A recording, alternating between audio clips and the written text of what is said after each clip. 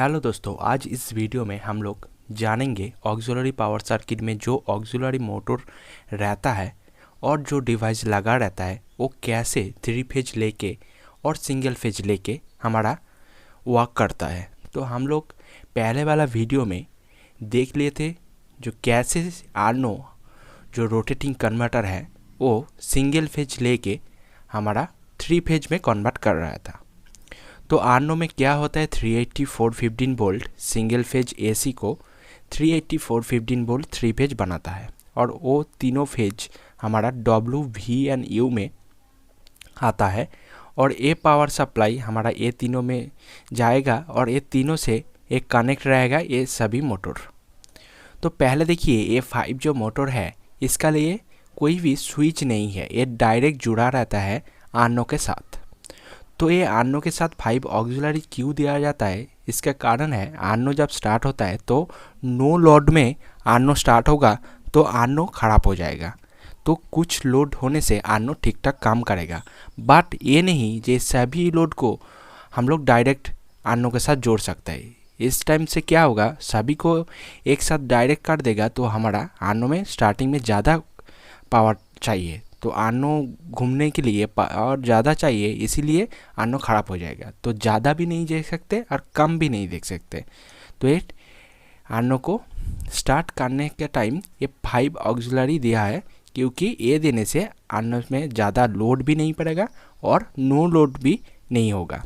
तो ये कौन कौन है हम लोग देख लेंगे। एमपीएच जो कि ना हमारा ट्रांसफार्मर का जो तेल रहता है जो गर्म हो जाता है तो उसको सर्कुलेट करने के लिए ये एमपीएच दिया रहता है जो कि ना एक मोटर है।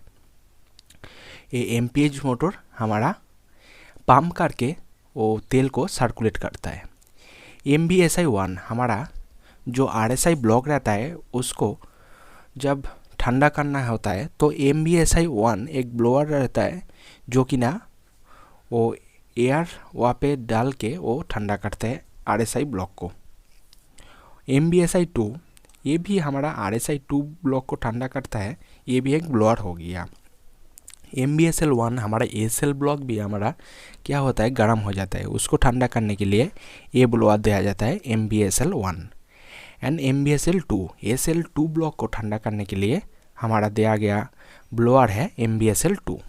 तो ये 5 ऑक्सिलरीज हमारा डायरेक्ट चलता है, बट मान लीजिए कोई कारण से ये कोई भी एक मोटर हमारा ख़राब हो जा सकता है। तो ख़राब हो जाने के बाद हमारा एक आइसोलेशन स्विच इसमें रहेगा जिससे हम लोग उसको आइसोलेट कर सकते हैं। बट ये आइसोलेटिंग स्विच हमेशा क्या होगा, लोगों में जब गुड स्थिति में होगा ये 5 जो मोटर है वो सही में होने से वो आइसोलेशन स्विच 1 में होगा, बट वो ख़राब हो जाने से ये जो स्विच रहेगा HPH, HBSL-1, HBSL-2, HBSI-1, HBSI-2 ये तीनों का 4 पोजीशन स्विच है, ठीक है, 0, 1, 2 एंड 3। 0 में क्या होगा, हमारा MPH मोटर और इसके साथ रिले भी रहेगा QPH। ये जो MPH है उसका रिले है QPH, वो MPH चलेगा नहीं और QPH भी नहीं चलेगा 0 में रखने से। 1 में MPH भी चलेगा QPH भी चलेगा। 2 में हमारा MPH नहीं चलेगा बट QPH चलेगा। एंड 3 में हमारा MPH चलेगा बट QPH नहीं चलेगा। तो मान लीजिए मोटर ख़राब हो गया, तब क्या करेंगे, हम लोग इसको 0 में रख देंगे। मान लीजिए इसका रिले ख़राब हो गया, तो रिले ख़राब हो गया, मोटर काम कर रहा है तो हमको इसको 3 में रखना होगा HPH को, तो हम लोग का मोटर काम करेगा बट इसका रिले नहीं काम करेगा। तो ऐसे ही इसका आइसोलेशन स्विच दिया गया है ये 5 जो मोटर है इसके लिए, बट इसका कोई डायरेक्ट स्विच नहीं है जिससे हम लोग इसको ऑफ ऑन कर सकते हैं। उसके बाद देखिए MCB-1, MCB-2 एंड MCB-3 ये तीनों है हमारा कंप्रेसर, जिसको हम लोग लोको पायलट डेस्क में एक स्विच रहता है BLCP, वो BLCP के पास में BLCP-D भी रहता है, वो दोनों से हम लोग इसको ऑन ऑफ कर सकते हैं।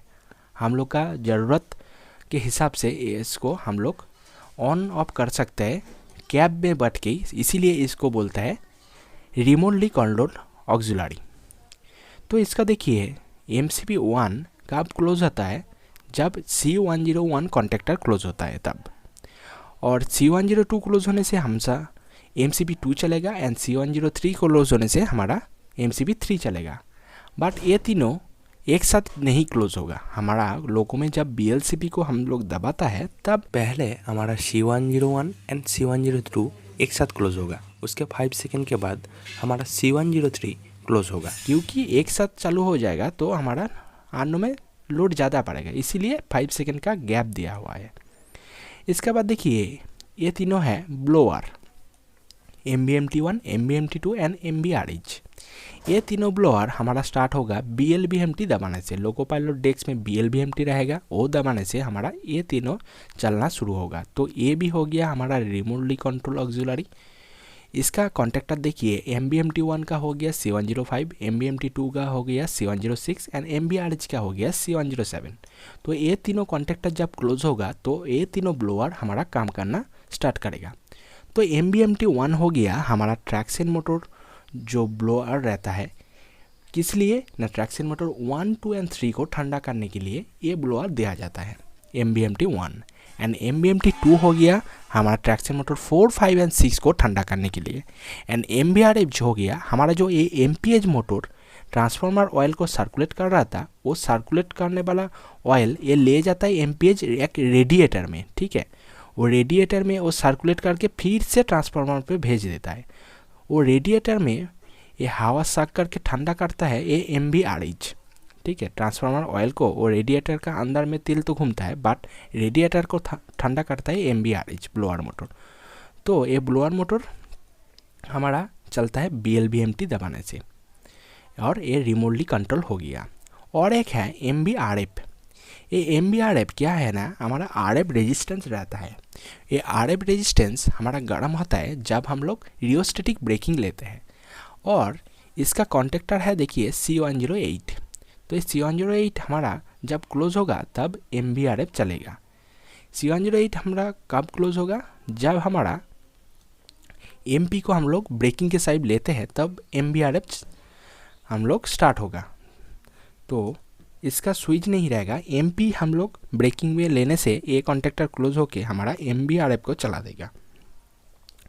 और देखिए 3 और डिवाइस में हमारा पावर सप्लाई जा रहा है। ये हो गया हमारा 3 फेज, बट यहाँ पे देखिए सिंगल फेज हमारा CHBA में जा रहा है। V phase and U phase लेके CHBA क्या कर रहा है, बैटरी चार्जर हमारा जो बैटरी रहेगा एंड ऑक्सिलरी का कंट्रोलिंग सर्किट रहेगा, उसमें वो क्या करेगा, सप्लाई देगा। एंड नॉच रिपीटर जो रहेगा उसमें वो सप्लाई देगा। तो इसका भी एक आइसोलेशन स्विच रहेगा। मान लीजिए CHBA ख़राब हो गया तो उसका भी आइसोलेट करने के लिए एक स्विच देना होगा, तो उसको बोलता है HCHBH। तो ये हमारा आइसोलेट करने का टाइम काम में आएगा। इसके बाद देखिए कैब हीटर। ठंडे के टाइम हम लोग हीटर यूज़ करते हैं कैब में, तो ये कैब हीटर के चलाने के लिए हम लोग यहाँ से U&V फेज से पावर सप्लाई देते हैं। तो U फेज में जो पावर सप्लाई हम लोग लेते हैं, इसके साथ एक CCRA 16 एम्प का फ्यूज लगा देता है।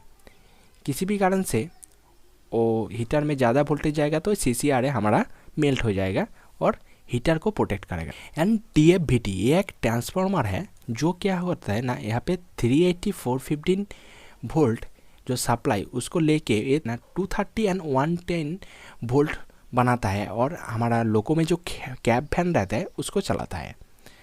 उसको चलाने के लिए देखिए एक है CCVT एक फ्यूज़ दिया है।